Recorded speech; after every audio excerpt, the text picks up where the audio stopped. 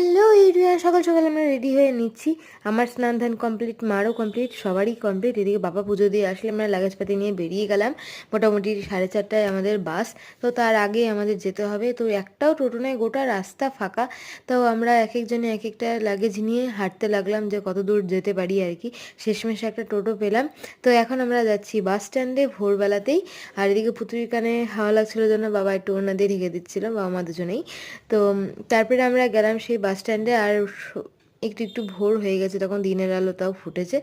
আর এই আমাদের বাসের সামনে দাঁড়িয়ে আমি ভাবলাম যে না, একটু চা খেয়ে নিই। তো চা খেলাম, মা খেলো র চা আর আমি খেলাম লেবু চা। তারপরে আমাদের বাস মোটামুটি ছাড়া শুরু হলো।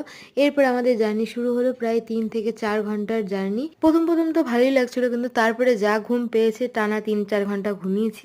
ঘুম থেকে ওঠার পরে আমাদের বাস থেকে নামলাম, এবার সেকেন্ড বাসে উঠে আবার আমরা পৌঁছে গেলাম হিলিতে।